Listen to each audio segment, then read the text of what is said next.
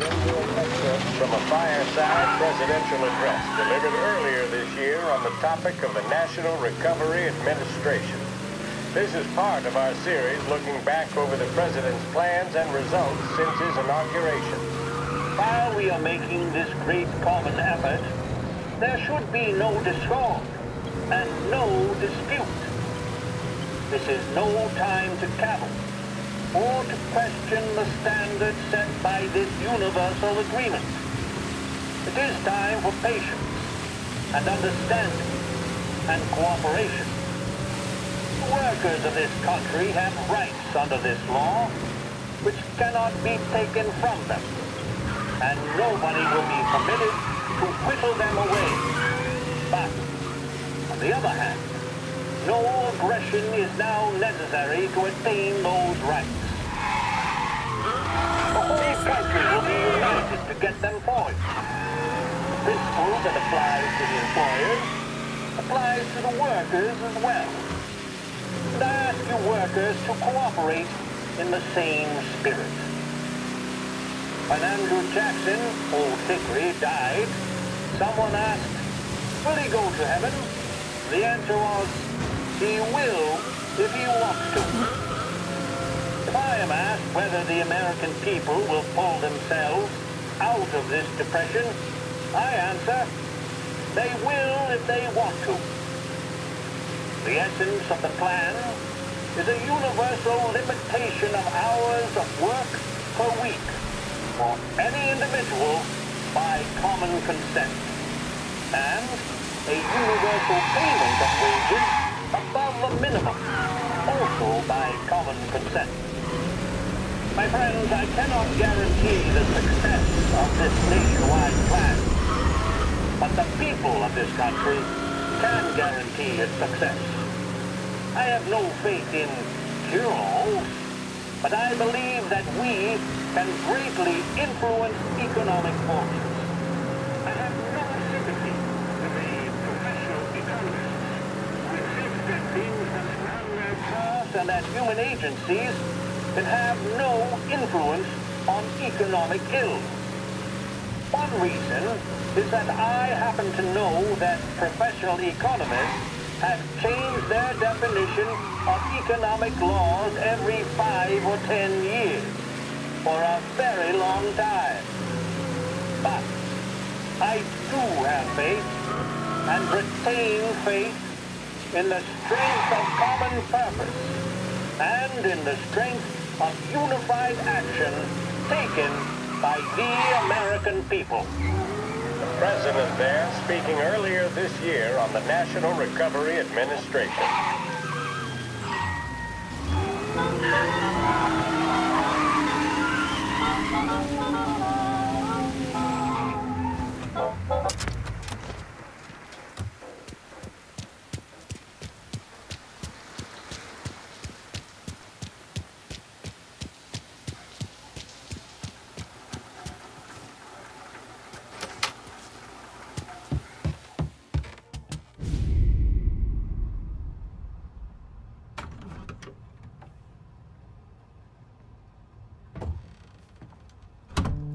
Jdeš pozdě.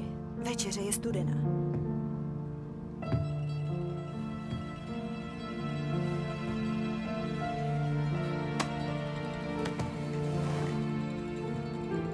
Práce.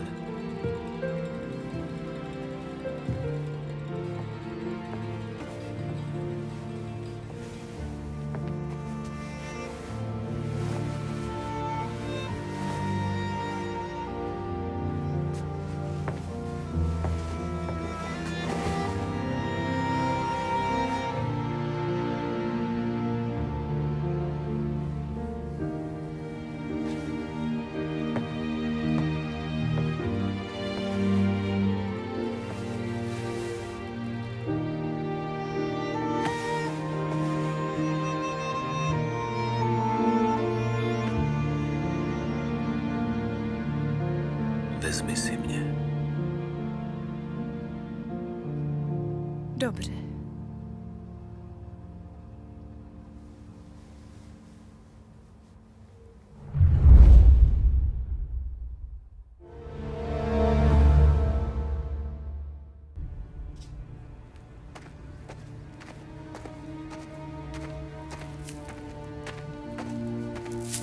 Zdravím, šéfe. Přišel jsem hned, jak to šlo. Posaď se, Tome.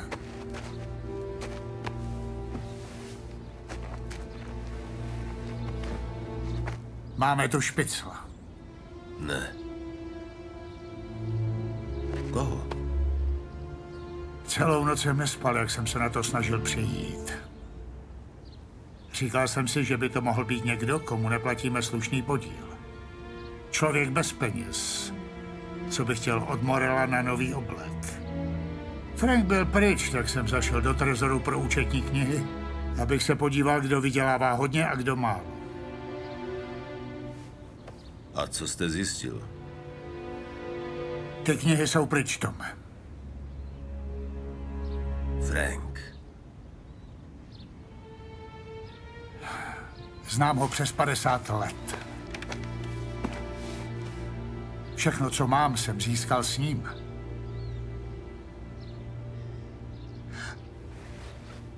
A v těch knihách je zapsaný každý vydělaný dolar i každý zaplacený cent.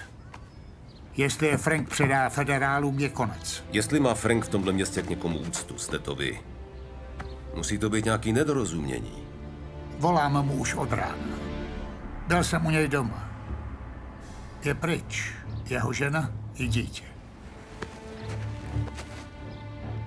Ale proč?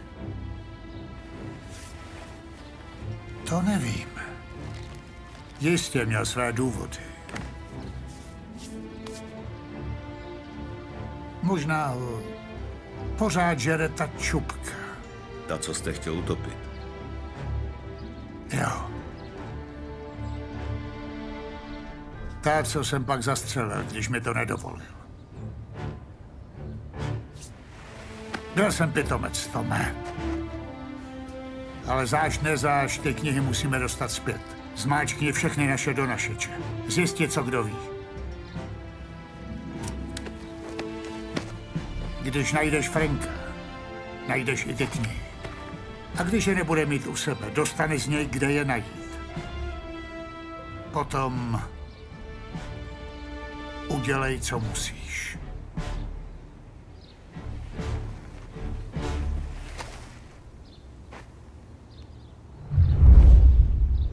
Vincenzo na tebe čeká s čistým vozem.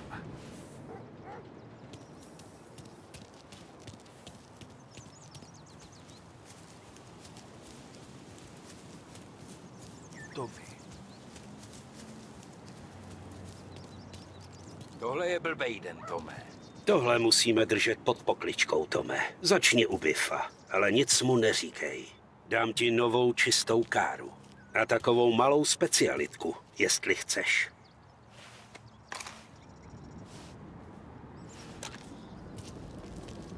Až Frank uvidí luparu, bude vědět. Starý způsoby fungujou. Tohle by mě nenapadlo, ne u Franka.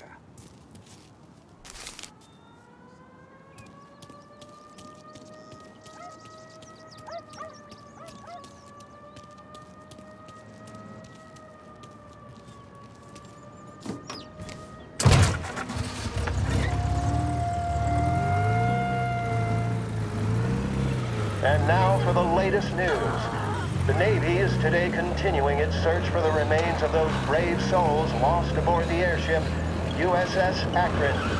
The Akron was destroyed in a violent thunderstorm off the New Jersey coast Tuesday morning, with the loss of 73 of 76 aboard. The disaster stands as the worst aviation accident on record. Yesterday, one of the survivors, Lieutenant Commander Herbert V. Wiley, spoke to members of the press and gave a brief account of the tragedy. He also spoke of the survivors' rescue by the German tanker, Phoebus. President Roosevelt has described the loss of the Akron as a national disaster and said that he grieves with the wives and families of those lost and the nation. We will bring you more on the disaster and the Navy's search as we receive it.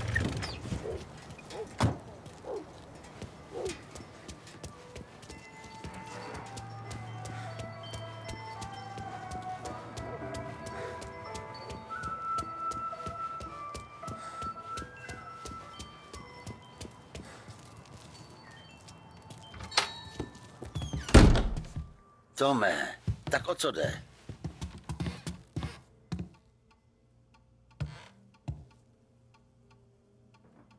Slyšel jsi teď něco zajímavého? Co by mohlo zajímat i Dona? To záleží. Nakolik by si to cenil? 20 babek. Co takhle 40? Tak to vyklop. Ve městě je FBI, mají tu nějaký kšefty s Morelem, ale o co jde, nevím. Kde jsi to slyšel? Malej Tony ožral u černý kočky nějakýho chlapa a odvezl ho domů. Vytáhnul z něj spoustu věcí. Zajdi za ním. Tak fajn. Díky.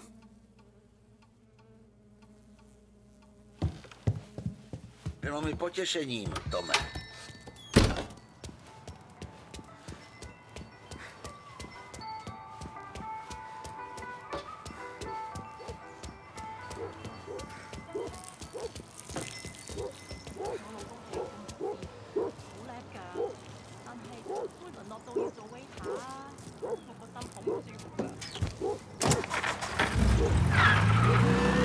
Welcome to a WLH Sports Report. There's a sense of anticipation as we await the start of the big game. Our very own Lost Heaven Lancers are out on the road, deep in enemy territory as they take on bitter rivals, the Empire Bay Cannons. This year's Gold Series is shaping up to be one of the best on record, with both teams matching one another blow for blow. Despite the Cannons' home field advantage and an early lead in the series, the Lancers have bounced back and have really taken their rivals to task. Many of the plaudits and column inches have been dedicated to one man. Lancers pitcher Bunny Smith is one of this year's standout performers. And with this series tied at 3-3, he may well be the key man that brings the Wistman Trophy back to Lost Heaven. But doing so will be no easy task, as standing in his way is opposition captain Foghorn Jack Seidel. His solo home run in the bottom of the fifth inning of Game 5 turned events in favor of the Empire Bay team. Victory was canceled out by the Lancers in Game 6, and we now have a powder keg announcing that is sure to have everyone glued to their radios.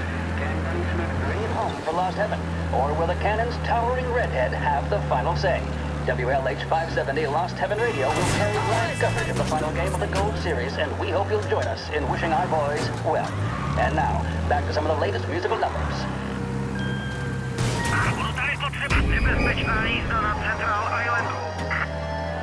Empire Bay is no longer Visit Lincoln Park. See the grand upper bridge. At the Blue Heron operates 4 flights each day, flying out of Lost Heaven International. Contact your travel agent for scheduling and reservations.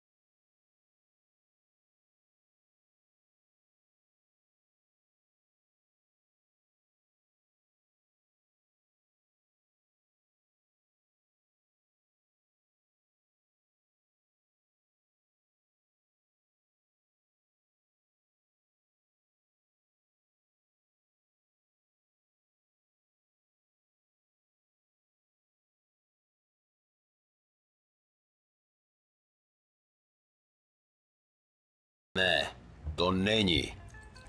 Co je s tím chlapem od federálu, co si ho vez domů? Přišel na drink, skončil u 10. Hledal lidi na hlídání nějakého úkrytu. Kde? V Oak Hill, na rohu Pine. Dal mi 10 babek, abych ho tam odvezl a držel hubu.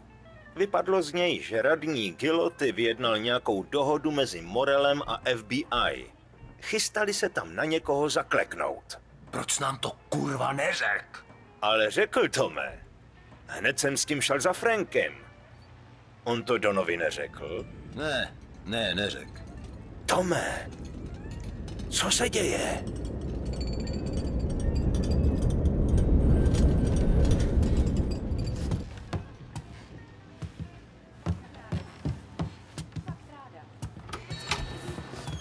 Většinou. Život umí být. Fakt se zbláznil?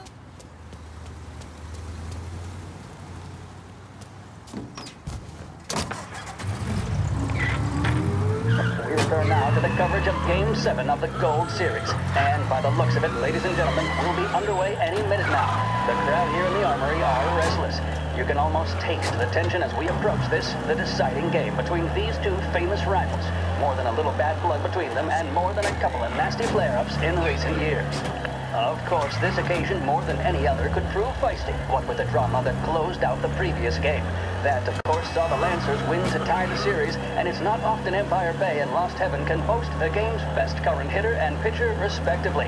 I refer, of course, to Foghorn Seidel, the man mountain with the shock of red hair, and Lancers star Bunny Smith. Speaking of Smith, he is jogging, I suppose you'd say, between his teammates, issuing last-minute orders. They seem responsive to whatever he's saying. He commands respect from his team, that is for sure. My goodness, there must be some nerves among some of the younger Lancers. Elves, Graveson, and Nicholson. Smith seemed to have pepped them up. That's good to see. That's what a good captain does. The Cannons lineup is meandering over to the home team dugout. The Lancers are slowly taking up their position, so we can't be too far away from the opening pitch here at the Armory, the home of the Empire Bay Cannons. Stay with us for more. A public service radio station for the people of Lost Heaven. This is WLH 570. There's a reason the racers of the Lost Heaven Grand Prix use only Trago motor oil, and that's because only Trago makes engines perform at their maximum while guarding against wear and tear. For optimal performance, Trago lets you go, go, go.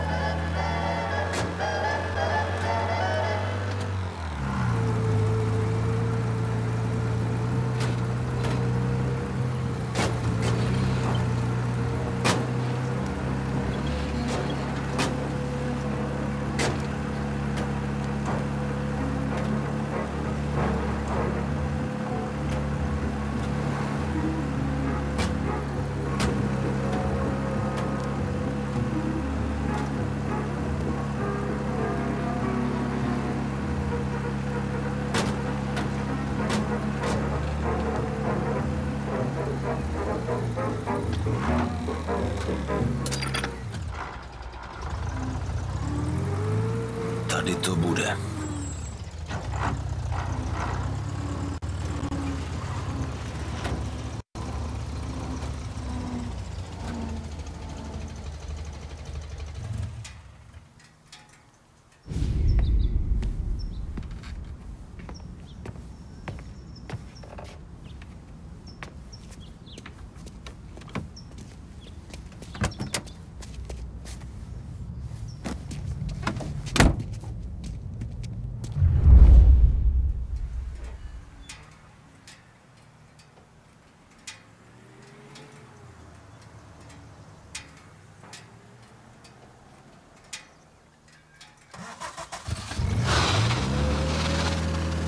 Doveď mě k těm účetním knihám, Franku.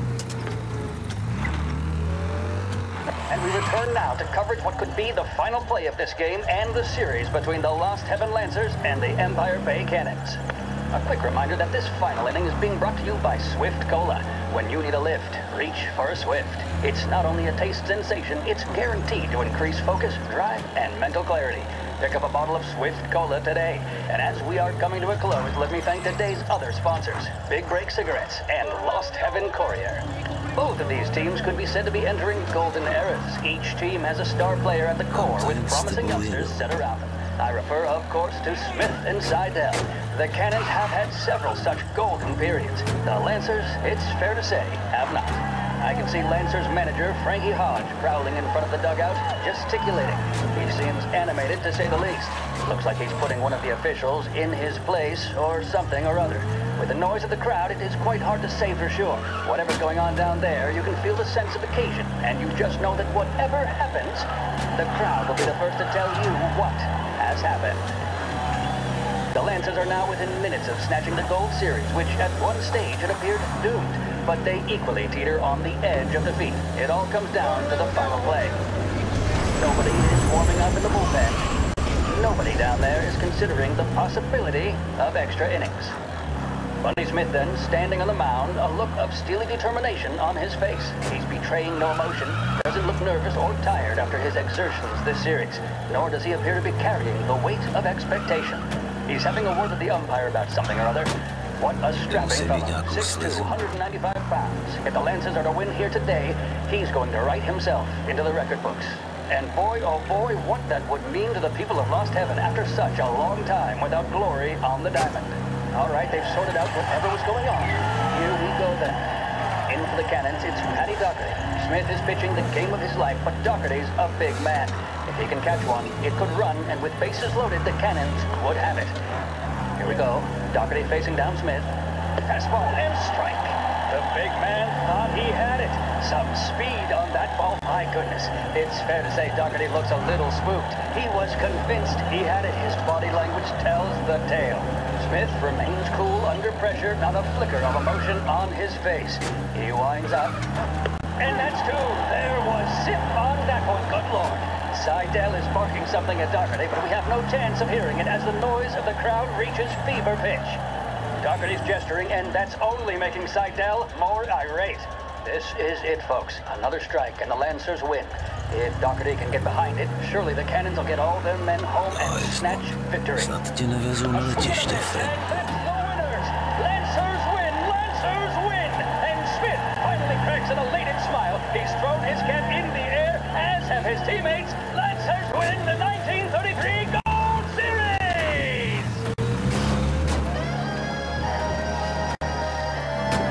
Empire.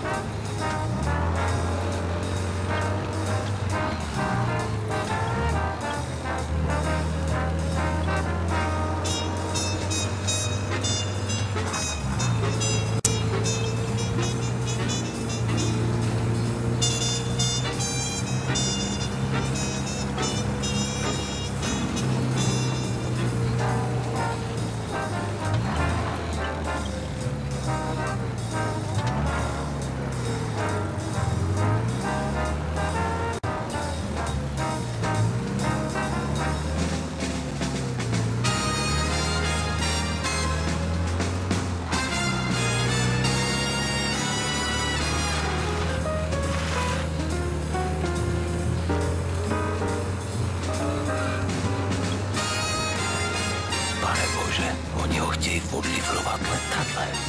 Kurva drát. Tohle je blbý.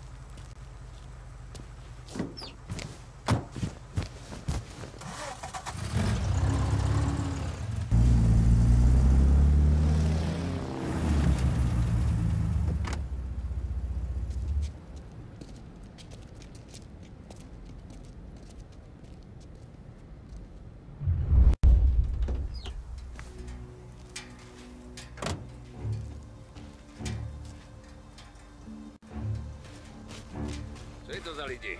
FBI? Jeden mi zamával odznakem a vytáhnul mě ven. Všechny lety zrušej, tím jsem si jistý. Letiště je pro veřejnost uzavřený.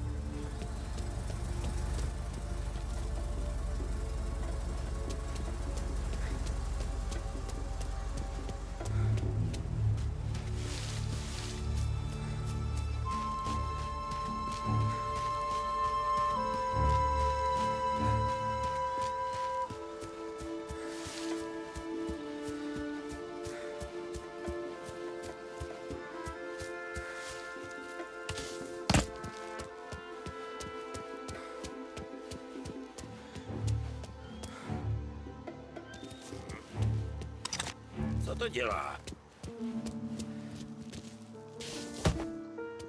Jo, já vím, kde je. Dělá. No tak. Ne, neměl by tady bejt.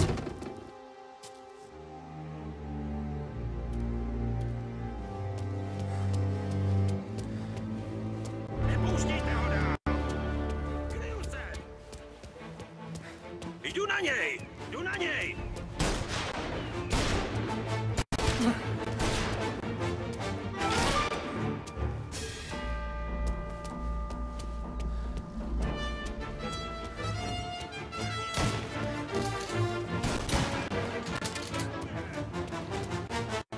Sejmu!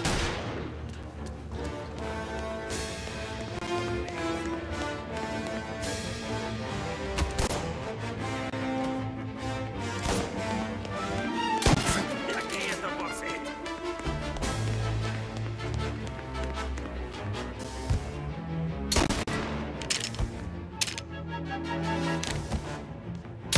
Pohyb! Střílejte, než mě sejme!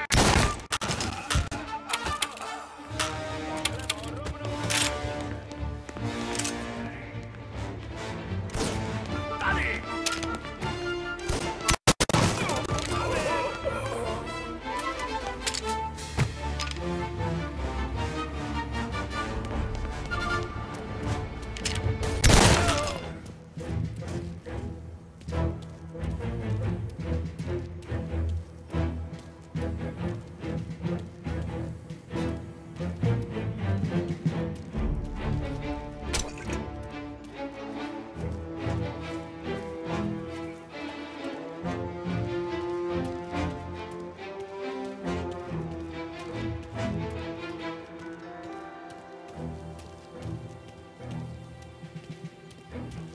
Takhle to jde s rodinama ke dnu. Žádný přesvědky nebo tak.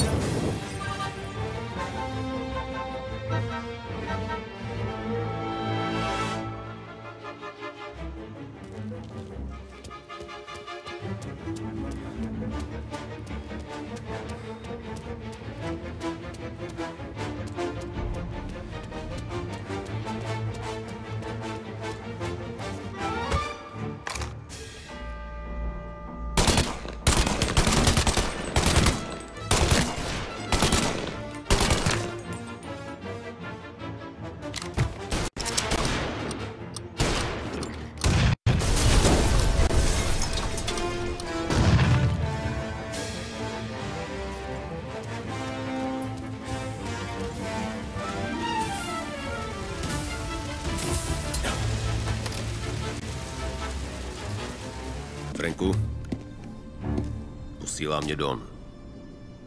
To jsem si domyslel. Mrzí mě, že si to zrovna ty, Tome. Chceš mu něco vzkázat? Přál bych si, kdyby se to vyvrbilo jinak, ale Morello mě nakonec dostal. V pořádku, můžete vylézt.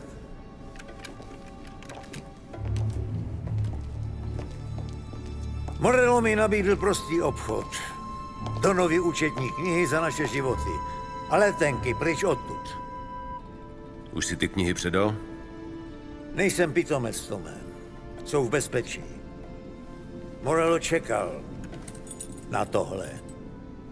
Tohle je klíč od schránky v Grand Imperial Bank v centru. Slíbil jsem Morellovi, že mu ho dám, až bude letadlo připravené k odletu.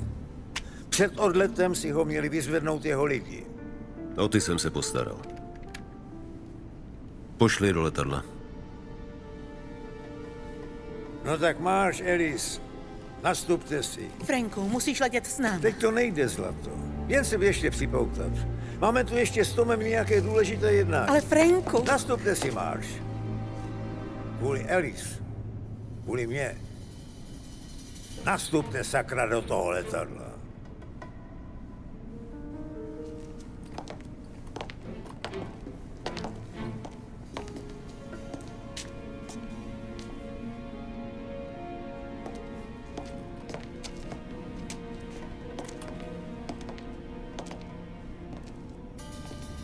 Už ti zaplatili?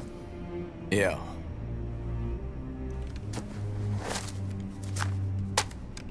Teď máš výplatu dvojitou. Doprav dámy kamkoliv si řeknou. Ano, pane. Děkuju ti, Tome. Pane bože, Franku. Proč jsi od nás nenechal pomoct? Asi už jsem z toho chtěl ven. Tak nebo tak. Jsem unavený. Z věčného lhaní svojí ženě. Z věčného kontrolování auta před každou nedělní výškou. Z věčného čekání na den, kdy mi Don provrtá čelo.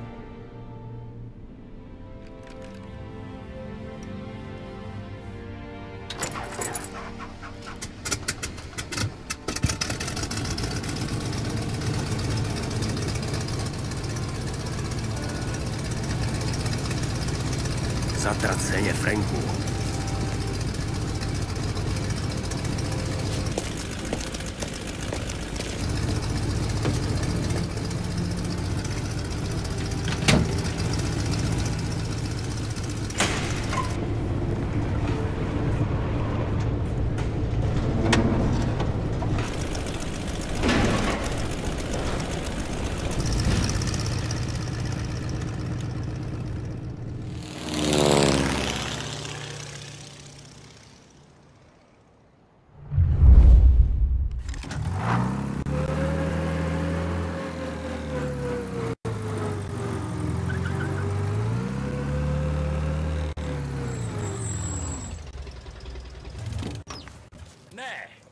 nic nechci.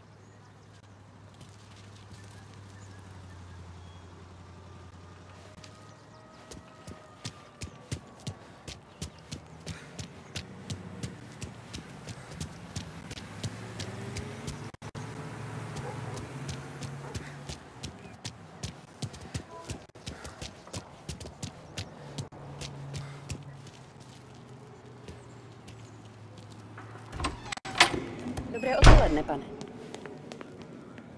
Kde tu máte bezpečnostní schránky? Kolegy opatroníš, pane.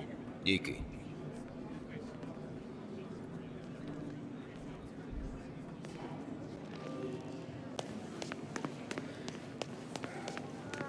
Jak dlouho to ještě potrvá? Tak to bude. Dneska je krásně, co? Aha.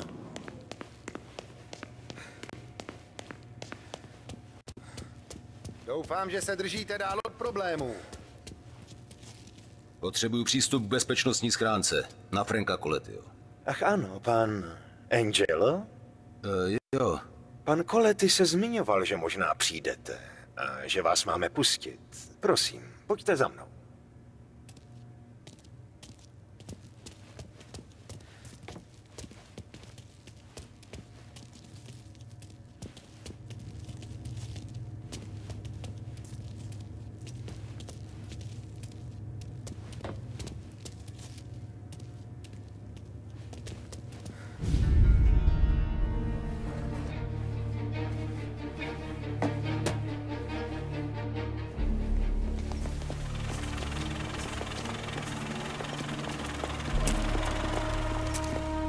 Knihy jsem našel a všechny stopy po sobě zamet.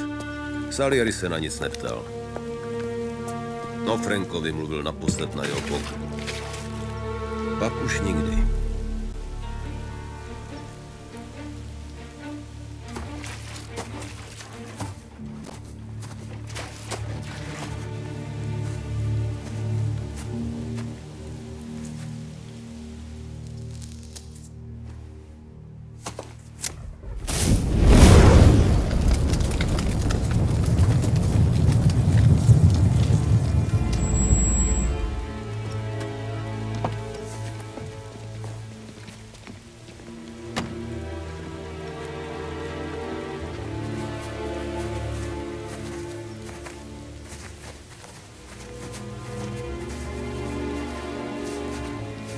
Moji hoši jsou z tebe nervózní, Marku. Jen jsme se Sergiem přišli vyjádřit úctu, to je celý. Franka jsem znal dlouho. Skoro tak jako tebe. Dobrý chlap, chytrej, věrnej. Věrnej svojí ženě a taky věrnej svojí dceři. Zaslouží si uctít Enil. Možná. Ale já teď musím koukat na náhrobek se jménem jeho dcerky. Je to mizerie.